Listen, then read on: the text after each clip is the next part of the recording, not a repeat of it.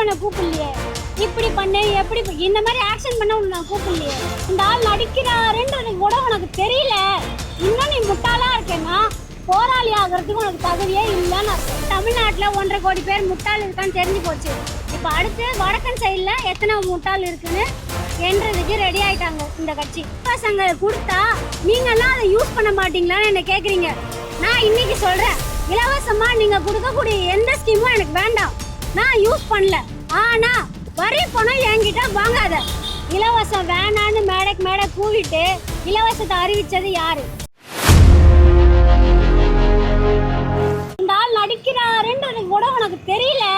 இன்னும் நீ முட்டாளா இருக்கேன்னா போராளி ஆகிறதுக்கு உனக்கு தகுதியே இல்லைன்னு அர்த்தம். உன்னை நாங்கள் ஆக்ஷன் பண்ண கூப்பிடலையே. இப்படி பண்ணு எப்படி இந்த மாதிரி ஆக்ஷன் பண்ண உன்னை நான் கூப்பிடலையே. இலவசம் வேணான்னு மேடைக்கு மேடை கூவிட்டு இலவசத்தை அறிவிச்சது யாரு? அப்போ இதுக்கு பேர் என்ன? மாற்றி மாற்றி பேசுகிறதா இல்லை வேற எதுவுமா?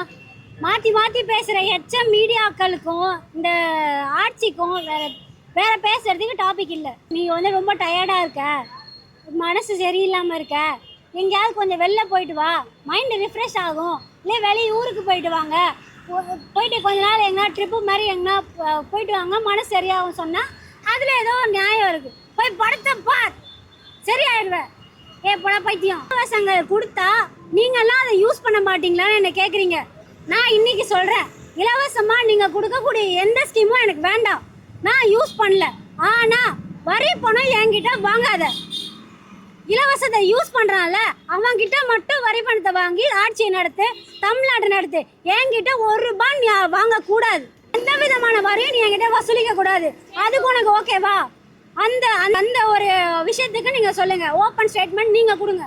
சூர்யான் மட்டும் கிடையாது, மற்ற இந்த படிக்க வைக்கிறேன், பசங்களுக்கு ஹெல்ப் பண்ணுறேன் அப்படின்னு சொல்லக்கூடிய மீடியா பர்சன்ஸும் சரி, இன்ஃப்ளூயன்சர்ஸும் சரி, இப்போ எங்கே போனீங்க? டெல்லியில் அவ்வளோ பெரிய போராட்டம் நடக்குது, நீங்கள்லாம் ஏன் வாய் திறக்க மாட்டீங்க? நீங்கள் சொல்கிறீங்களா, சூர்யா சார் சொல்கிறீங்கல்ல, இவ்வளோ பேரை படிக்க வச்சோம், இத்தனை டாக்டர்ஸை உருவாக்கியிருக்கோன்னு சொல்கிறீங்கல்ல, ஏன் நீங்கள் ஒரு சின்ன ட்வீட்டு கூட ஏன் போட மாட்டீங்க? நீங்கள் பண்ணலாமே. நீங்கள் ஸ்டூடெண்ட்ஸுக்கு ஆதரவாக தானே எப்போவுமே பேசுவேன், எப்போவுமே அவங்களுக்கு முன்னுரிமை கொடுப்பேன் சொல்கிறீங்கல்ல, இப்போ ஏன் வாய் வரல? எந்த மீடியா பர்சனும் வாய் திறக்கல. அப்படி திறந்தா இந்த ஆதவோட ஆட்சி இருக்கு இல்லையா, முதலமைச்சர் ஆதவோட ஆட்சிக்கு ஏதாவது ஒரு களங்கம் வந்துடும். அதனால திரும்ப அந்த சினிமா துறையில் அவங்களால எதுவும் பண்ண முடியாது.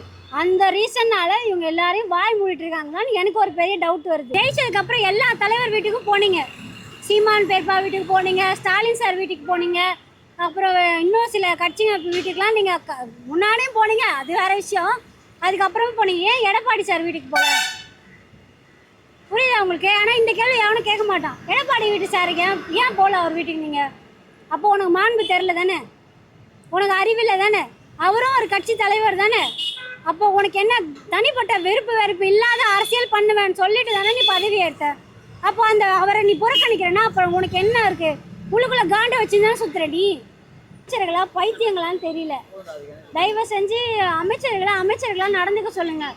அவங்களோட பதவிக்கான மரியாதை கிடைக்கணும்னா அவங்க அந்த மரியாதைக்கு ஈக்குவல் நடந்துக்கணும். அப்போ தான் அந்த மரியாதை கிடைக்கும்.